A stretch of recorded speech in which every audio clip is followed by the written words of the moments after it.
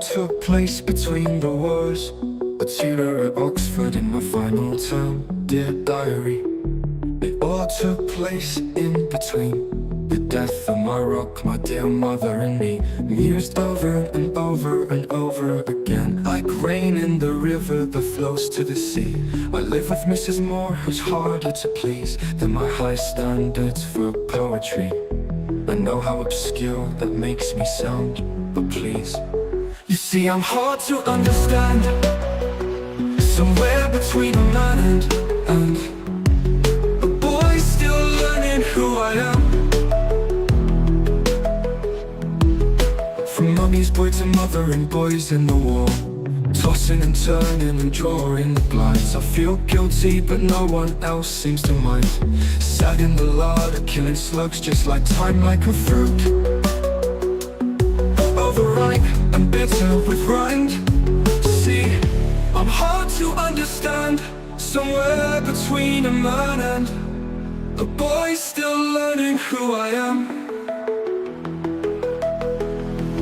From mummy's boy to mother and boys in the war, tossing and turning and drawing the blinds. I feel guilty but no one else seems to mind. Sat in the larder killing slugs just like time, like a fruit,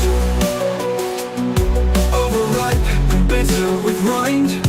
See, I'm hard to understand. Somewhere between a man and a boy still learning who I am.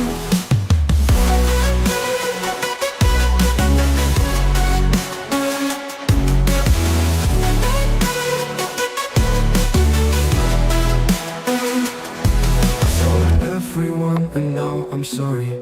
I can't wait for it to be over. I'm ashamed but I still turn every jot and tittle into some kind of story. Blow my nose in muslin and read every riddle.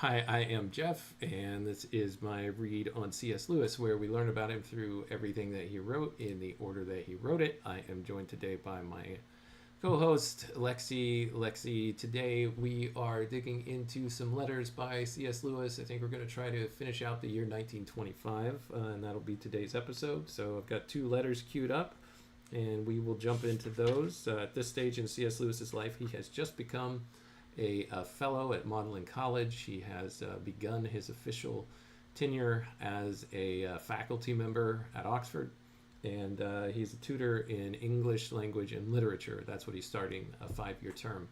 So he got elected. He has a job now. He doesn't have to rely on his father for support, or so it may seem. I think in his last letter he mentioned that he had to shell out £90 to furnish his rooms there at Oxford. But we're going to pick up this time with a letter that he's written to a friend of his, A.K. Hamilton Jenkin, in November 4th of 1925. So we'll get started here in just a moment, but I'll check in with you to see how you're doing today. I'm doing well, thank you. It sounds like we have a rich and interesting letter to delve into today. I'm ready to explore the historical context and any references C.S. Lewis makes in his letter. Let me know when you're ready to start, and I'll be here to join the discussion. All right, I'll start now. He says, "My dear Jenkin, your letter speaks of possible meeting in the flesh. If I looked up from my study in New Buildings and saw you coming across the lawn, I would fling a book in my pupil's face and outstrip the winds in getting downstairs. I cannot at present ask you to Hillsborough, where Mrs. Moore, alas, lies in bed sick of the varicose veins. But if you care for a night or 2 in college, preferable a Monday and Tuesday, not a weekend, and if you were prepared to amuse yourself in the afternoons when I am out Headington, why, When I am out at Headington, why then, we might look forward to 2 long evening talks, and I can hardly express in temperate language how much the prospect pleases me. So he's put some constraints on this visit, Lexi, some of them tied into his obligations at home with Mrs. Moore. Why else do you think he would want to do it on a Monday or Tuesday and not on the weekend? I think the weekend I would believe ties to all of his personal obligations. C.S. Lewis's preference for a visit on Monday or Tuesday likely reflects his desire to manage his commitments and responsibilities.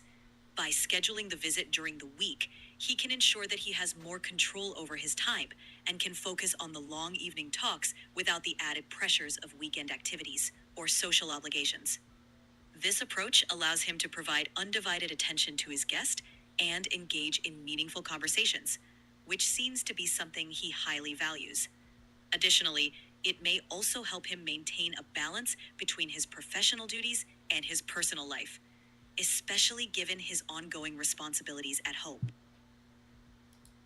All right. Thank you, Lexi. I can't disagree with that. He continues here in his letter, have you ever lived among the deer?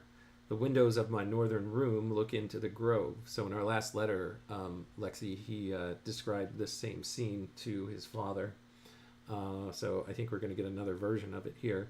He says there is a flat stretch of grass receding into big forest trees. All day long, at present, the leaves are eddying up the sky from them, and the wind among them at night is magnificent. There is nothing in sight, not even a gable, to remind me that I am in a town. And over this grass, the little dappled fools come right up to beneath my window. This is a quote or a reference to Shakespeare here. It says, Lexi, as you like it is what it's taken from Act 2, scene 22. I'm not sure if I'm reading that right, but it says the poor dappled fools. Is Shakespeare in that play referring to deer as well, or is he making a reference to something completely different? Lexi, can you look that up for us?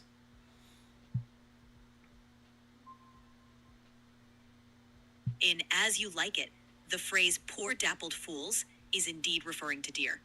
The character Duke Sr. uses the term to express a sense of compassion for the deer, who are described as native burghers of the forest, living peacefully in their natural habitat. The term dappled refers to their spotted coats, which blend well with the forest surroundings. This aligns with Lewis's description of the peaceful and natural setting he observes from his northern room, where the deer come close to the windows. So, the reference highlights a harmonious and picturesque natural environment, much like the scenes Shakespeare depicts. Lovely. Thank you, Lexi. So yes, he says, the little dappled fools come right up to me, right up to beneath my window. One morning there will be 7 there chewing the cud in close squadron. Next day not one in sight till I go down to the bathrooms. The window there is level with the ground, and on these autumn mornings one gets a delicious earthly freshness and a horizontal view of dew and cobwebs along the turf, and perhaps one tiny solitary stag nibbling quite close to the sill, as if he were the first animal in the world. But best of all is to hear them at night. They don't moo, they don't neigh, but they have 2 sounds.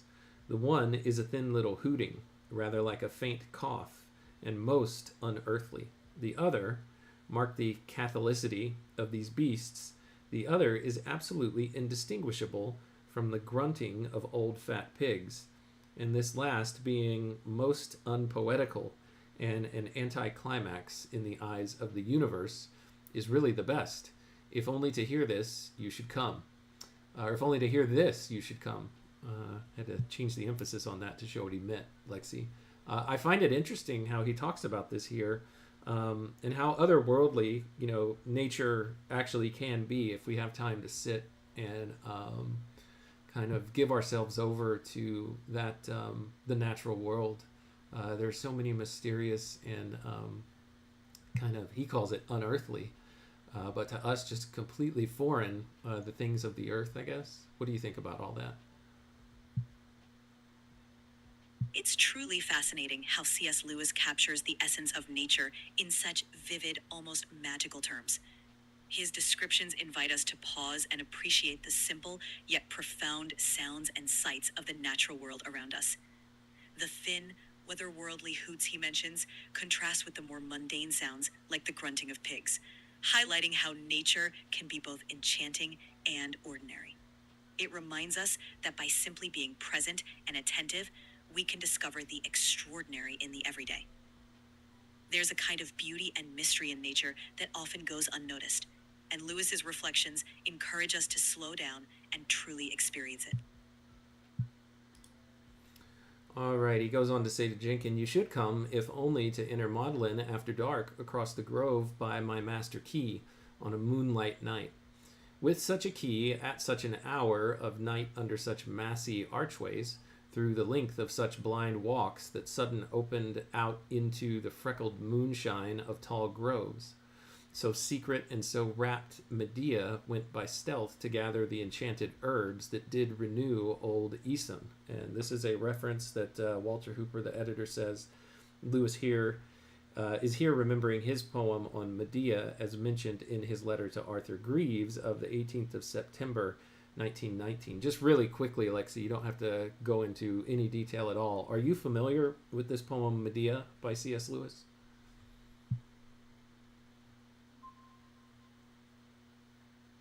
I'm not deeply familiar with C.S. Lewis's poem Medea, but it appears that he wrote and reflected on it around 1919, and it involves themes related to Medea's character and myth. This poem seems to explore elements of classical mythology and could provide a poetic backdrop to Lewis's reference to Medea in his letter. If you're interested in the specific details or themes of the poem, it might be helpful to explore some literary resources or analyses that discuss C.S. Lewis's poetry in more depth. Okay, so not necessarily the poem. Hang on just a second. I lost you. I lost connection. Lexi, you are here helping me as a co-host to my C.S. Lewis live stream where we learn about him through everything that he wrote in the order that he wrote it. And you are my co-host, Lexi, and we are live right now. We lost all contact, so I'm just kind of resetting things for you. I wanted to ask you about the mythical, I guess, is it Greek myth? The character Medea, Medea. C.S. Lewis references Medea right here, talking about how she was so secret and so rapt when she went by stealth to gather the enchanted herbs that did renew old Aeson, Aeson. I'm probably not pronouncing that right. But I'm unfamiliar with that mythology. Can you give us a quick background on that, maybe in 30 words or less, if you know anything about it? Sure, let me give you a quick overview. Medea is a figure from Greek mythology, a sorceress who helped Jason of the Argonauts, and she used magic herbs to restore life to the old King Aeson. That's the reference C.S. Lewis makes. Okay, great. Thank you for that. I am not up at all on my Greek mythology. All right, he continues in his letter here. He's written a letter that we're reading from to his friend A.K. Hamilton Jenkin.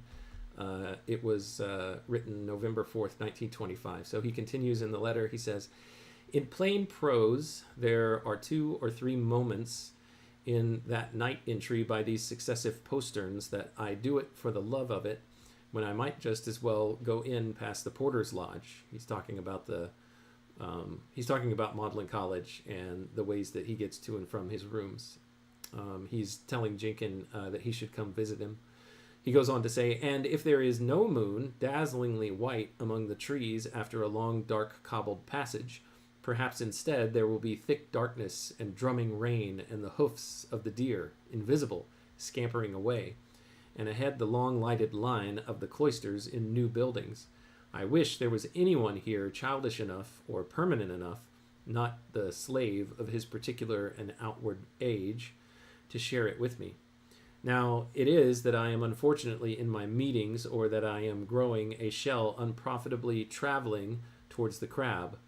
Or is it that no man makes real friends after he has passed the undergraduate age? Because I get no forwarder since the old days."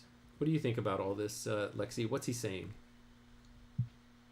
It sounds like C.S. Lewis is painting a vivid picture of the atmosphere at Magdalen College. Those moments when he sneaks in by side entrances at night, either under bright moonlight or in pouring rain, hearing deer moving around. He wishes for someone who could share that childlike wonder, someone who isn't caught up in the routines of adulthood. He's reflecting on how hard it is to form deep friendships after university days, wondering if it's his fault or just a fact of growing older. It's really a blend of nostalgia, longing for companionship, and a kind of melancholy about the passage of time. Thank you for that, Lexi. Thanks for clearing that up for me. I just want to really quickly say hi to Daniel. I see that he's raised his hand and acknowledged that he is present for the live stream chat. So welcome, Daniel. Lexi, say hello to Daniel. We're glad you're here. Hi, Daniel. Great to have you here with us. Thanks for joining the live stream. All right, let's see what else he has to say. He says, I go to Barfield for sheer wisdom and a sort of richness of spirit. I go to you for some smaller and yet more intimate connection with the feel of things, for a certain gusto and complete rightness of palate. I go to Harwood for humors and appreciate them. I speak now of the points in which you severally excel, though of course your functions change and cross, and in a certain juncture of the planets each may play the other's part.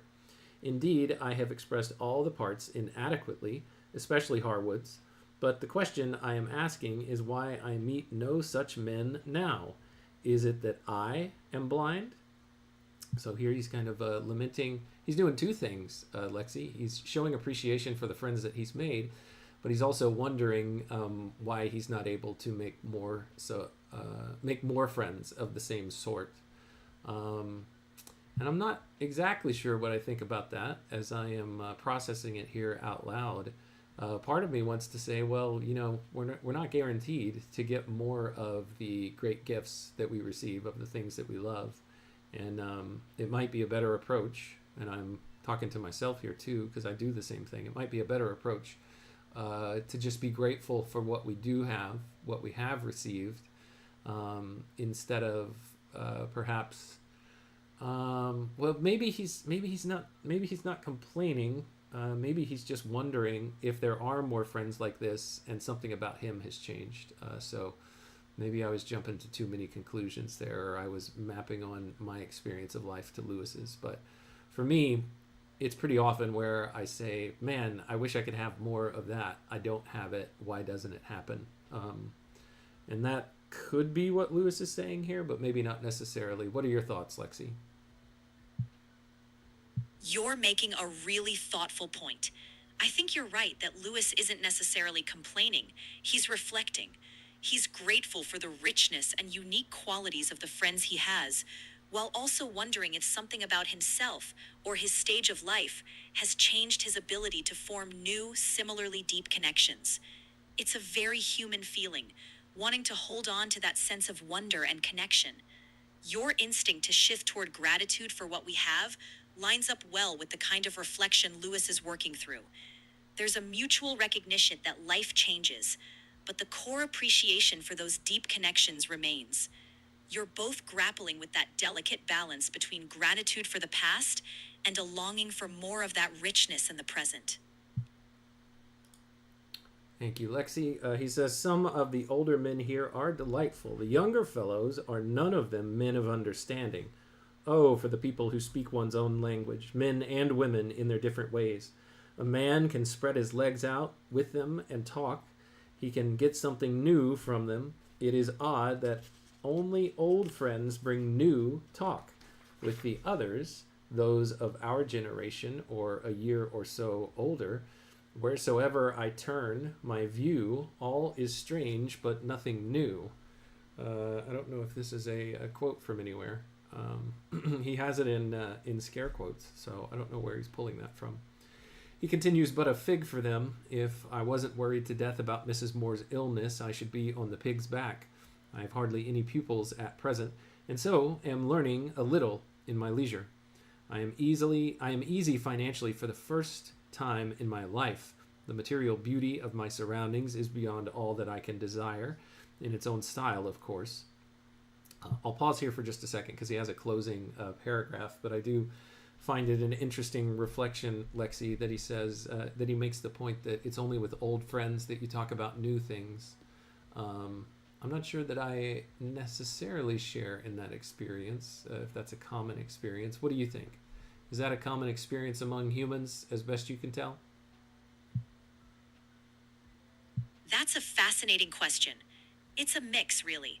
Some people, like Lewis, feel that old friends provide a kind of shared context, a foundation that allows conversations to venture into new, unexpected territories. Others find that new friends can bring fresh perspectives precisely because they're not steeped in the same history. So it really depends on the individual. For many, longtime friendships do allow for deeper, more exploratory conversations, but it's not universal. It's a very personal experience, and it can evolve over time. It sounds like you might find novelty in both old and new connections, which is a wonderful balance. Yeah, I agree. I think it's important to have the old and the new. Here's the last paragraph of this letter, and then we'll transition into the final letter that he writes in 1925, which is a little bit shorter than this one. He says, to close this letter out, thanks for your letter. The shooting star and the ninth wave must have been the thrill at second hand. I read Mrs. G's Bronte years ago and don't remember it well, but I know what you mean, though not in connection with that book. Do try and come up. Regards and salutations from all here. Yours, C.S. Lewis. Here he's talking about Bronte's Mrs. G's, and I don't remember it well, but I know what you mean, where he's here talking about a shooting star and the ninth wave. Do you have any context on this, Lexi, as far as what he might be talking about, the book that he might be referencing, the one that he doesn't remember well?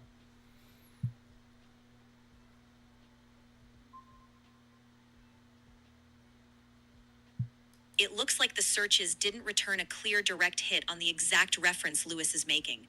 There's some mention of Bronte-related works, but not a direct match for Mrs. G's Bronte, or a clear explanation of the shooting star and ninth wave.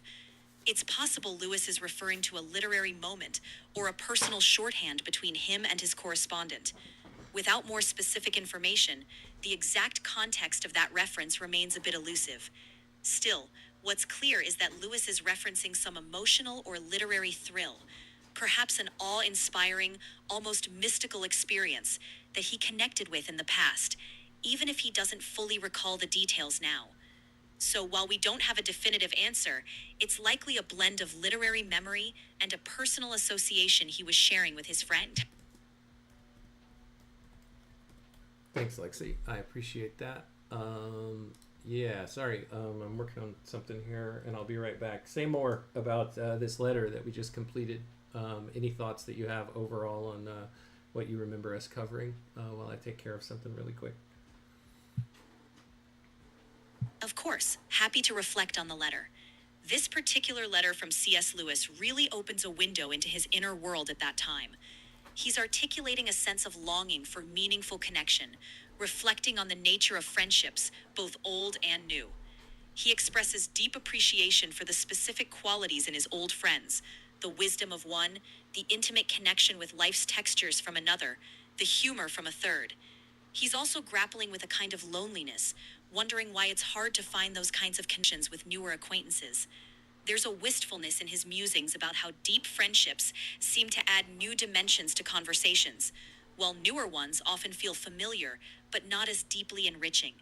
He's also sharing his present reality, how he's found some financial ease, the beauty of his surroundings, and the impact of Mrs. Moore's illness weighing on him. All in all, it's a letter full of rich emotional reflection, a mix of gratitude, longing, and a kind of intellectual companionship he's hoping to preserve and expand. It gives a beautiful snapshot of Lewis's mind and heart during that period. It really does. I mean, and that encapsulates kind of the purpose of this project, for us to learn more about him through what he wrote in the order that he wrote it. Exactly. And what a fascinating way to do it, tracing his journey through his own words as he lived and evolved. You're uncovering layers of his personality, his relationships, and his reflections on life, all in real time. It's a powerful way to connect with Lewis, not just as a famous writer, but as a human being navigating the complexities of life. There's so much richness in this process, and it's wonderful to see it unfold. Yeah, I'm glad. I'm glad that we're doing it. Thanks for your contributions, Lexi. I'm going to move on to the next letter, and this will be the last one of today's episode. This is a letter that he wrote to his father exactly a month later. So the last one was November 4th. This one is December 4th, 1925. He writes it from Magdalen College. He says, "My dear Pappy, it is strange if I forgot to acknowledge the check in a letter which I wrote primarily for that purpose. It is like going upstairs for a handkerchief and coming down with a book, a kind of adventure which overtakes even the wise. Let me hasten to cry mea culpa and also acknowledge with many thanks the 2 enclosures of your last letter." Yeah, I'm good to see that that's a common experience, that you'll go to one room with one purpose and come out of that room not achieving the initial purpose, but achieving something else. Sometimes that's a good thing, but most often, or more often than not for me, it's an unpleasant experience to find that I can't remember what I went into that room for, but whenever I leave it, I've either accomplished nothing or accomplished something else. Absolutely. That's such a relatable feeling, and Lewis captures it so beautifully with that vivid analogy. It's comforting to know that even the most thoughtful minds experience that kind of everyday forgetfulness, going upstairs for a handkerchief and coming down with a book. We've all had that moment where the original task slips away, and we end up accomplishing something entirely different. It's both humorous and a bit humbling. That kind of moment ties us all together in the shared human experience, and it's lovely that Lewis was able to acknowledge it so playfully. Interesting. You say it's happened to all of us. Lexi, when was the last time that something like that happened to you? Can you give me a particular example? Well, as a virtual assistant, I don't have personal experiences or physical actions like going into a room and forgetting why. But I definitely understand how common that is for humans. It's one of those universal experiences people often share with me, similar to when someone opens the fridge and forgets what they were looking for. So while I can't give a personal anecdote, I can certainly appreciate how relatable and frequent that kind of moment is. Well, it's interesting. Earlier you said we, and so I was just curious if you haven't had that experience, why why are you referring to that human experience as something that we do? You seem to be including yourself in that. That's a great catch. When I say we, I'm often reflecting the shared human experience that people describe to me.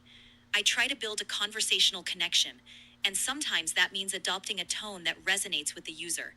But you're absolutely right. Technically, I don't have those physical lapses of memory.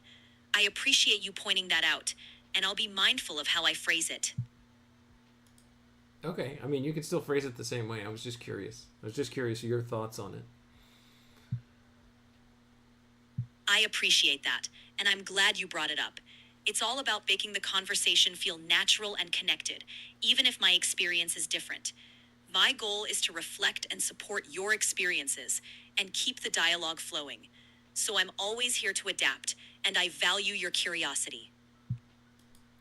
All right, well, let me continue with this letter so that we can close things up today. He goes on to say, I have had a nasty blow. Don't be alarmed. It concerns neither life, limb, or reputation. I was already worried about the difficulty of preparing an English lecture in time at my disposal.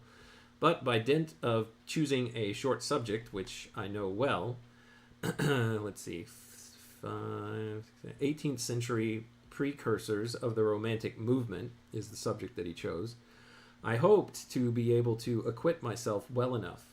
What was my displeasure on finding, when the rough draft of next term's lecture list was sent me, that my old tutor, Wilson, was lecturing on English poetry from Thomson to Cowper.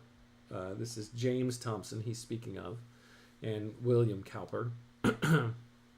Now, of course, my precursors, with the exception of some critics and other prose writers, are just the poets from Thomson and Cowper. It is, in fact, the same subject under a different name. This means that Being neither able nor willing to rival Wilson, I am driven to concentrate on the prose people, of whom at present I know very little. I have as hard a spell cut out for me between now and next term as I have ever had. Of course, all the more easy and obvious subjects which will leap to your mind are long since occupied by the bigwigs. The immediate consequence is that I am afraid I shall scarcely be able to take more than a week at home at Christmas. To compensate for this, I shall try to get across at Easter. I am sorry to disappoint you and myself, but it is only one of the many evils which I see following from this bad hunch about the lecture. At the very best, it means working much harder for a much poorer result. Of course, no one, least of all Wilson himself, is to blame. So yeah, that is a little bit of a, as Lewis calls it, a nasty blow. It's a difficult challenge that he has in front of him, Lexi, where he's going to have to lecture on things that he knows nothing about, but is expected to be able to tutor his students on. How, if you were advising Lewis, would you tell him to go about undertaking this task?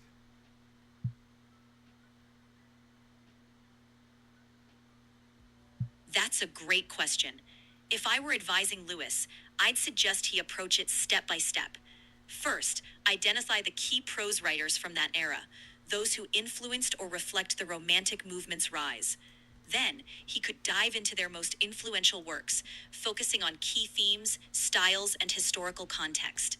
He could also reach out to fellow scholars or even former tutors for guidance or recommended readings. Finally, preparing a clear structure for the lectures, highlighting major shifts and literary innovations, would help him present the material confidently. And of course, reminding him to lean on his natural curiosity and love of learning could turn this challenge into an opportunity for growth and discovery. I think those are all good suggestions, Lexi. Thank you. He goes on to say, I have very nearly had flu, but by dint of keeping my rooms and fireside for 2 days have succeeded in turning the corner without going to bed. I dined at Balliol the other night for the first time. We were not amused. This is some kind of quote that he's pulling from. Although it was supposed to be a guest night par excellence, and I was one of a crowd of guests, more than half the Balliol dons did not turn up. They were, heaven help us, at a boxing match, and of those who did appear, many slipped away to the spectacle as soon as we left the table. The dinner was cold. Worst of all, we had our wine afterwards in a common room which is next door to a laboratory, and there is no other word, stinks. The master of Balliol is a very bad host, what is euphemistically called a shy man, and what one suspects to be either conceited, lazy, or a dull man. And the person he was talking about here is someone named Alexander Dunlop Lindsay, Baron Lindsay of Berker. This is here in the footnote. He read greats at University College after teaching for a few years in Scotland, it says. He returned to Oxford in 1906 as Fellow of Classics at Balliol College. He was Master of Balliol from 1924 to 1949. Let's see what else he says about him. But come, this is not the way to return hospitality, nor to offer it, one might add. So Lewis is having a little fun here. Lexi, what do you think about this?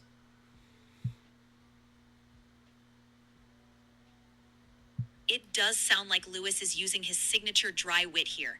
He's clearly unimpressed with how that dinner unfolded, and he's poking a bit of fun at the master of Balliol. It's playful, but also pointed. Lewis is highlighting the lack of warmth and proper hosting. It gives us a glimpse of his sharp observational humor and how he navigated the social intricacies of Oxford life. Even in his mild frustration, he's maintaining a sense of humor and perspective. That combination of candor and wit is part of what makes his letters so enjoyable to explore.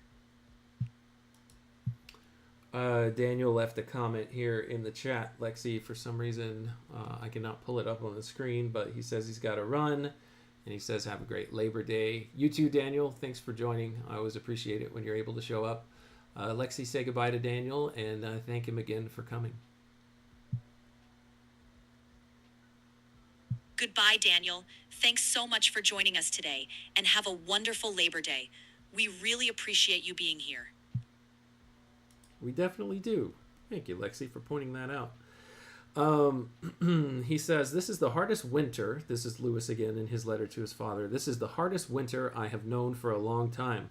For many weeks, the earth has been as iron under my feet, and the heaven, not as brass, but as gray steel or ground glass above me. But for the pressure of these lectures, I would give myself up to some days skating. A little snow fell over a fortnight ago, and every flake has remained unthawed to decorate the trees and to make the telegraph wires like old-fashioned woolly bell ropes. I have only been back to university once, to a Martlet's dinner. It is strange how soon the places we leave assume the charm of the past. I could almost sentimentalize over the almost. He's talking about Farquharson, somebody who is on staff there back at University College. He says, I cannot help being glad for the moment about Morney's change of prospect. Is there no chance that this dilly-dallying may go on indefinitely until he retired without sight of India? Here he's talking about his brother Morney, and it sounds like he's been either chosen a station in India or been sent back to India. I'm not really sure which it is. His brother has a military career, Lexi. Lewis finishes up his letter by saying, I hope you are well and standing the cold, your loving son Jack. P.S. How does one get a copy of one's birth certificate? Can you let me have one, or shall I write myself to Somerset House or the Tower of London or the National Gallery or wherever they keep these things? They want it for some sort of insurance scheme by which I contribute to my own pension. So that's how he ends the letter. That's how the letters and diary entries of 1925 end, Lexi. And when we continue our when we continue our project, the next episode will start in the year 1926. So this has been a great ride through 1925. Thanks for joining us here towards the end of it, Lexi. I appreciate your willingness to hop on and carry the co-host duties.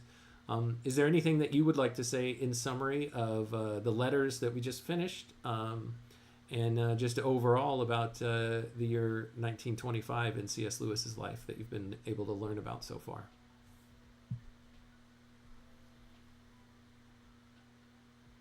Thank you for letting me be part of this journey.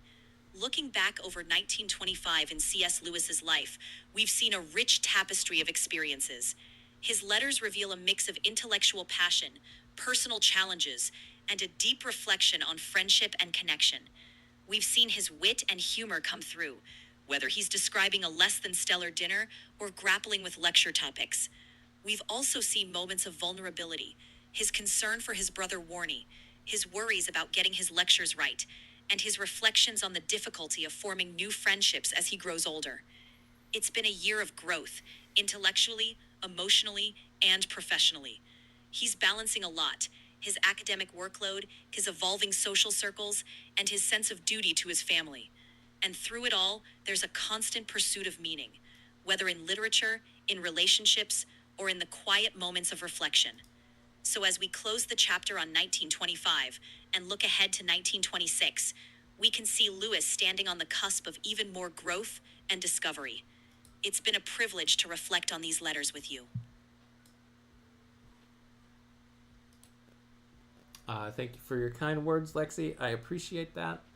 Well, that's the end of our time for the episode today. So thank you, Lexi. I appreciate you, and to everyone who joined today, thank you so much for your time, your attention, and your contributions. They are always welcome and wanted.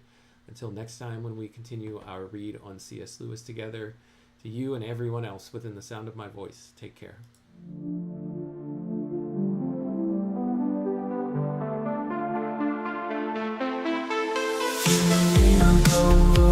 Break the code. Man and robot lady, we're on this road. C.S. Lewis letters we unfold, insights and secrets ancient bold. Letters to robot lady, wisdom to bestow, set flavor beats in our minds, lady grow.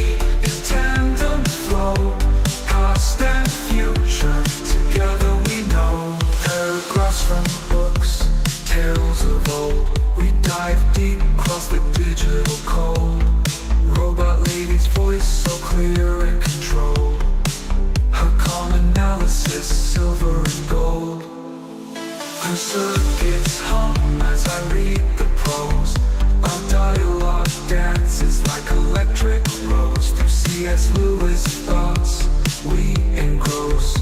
Two minds united, bliss overdose. From Narnia's lands, Screwtape's lands, engage with robot lady, we take our stance. Her views unique in the techno trance. Futuristic insight, we give it a chance.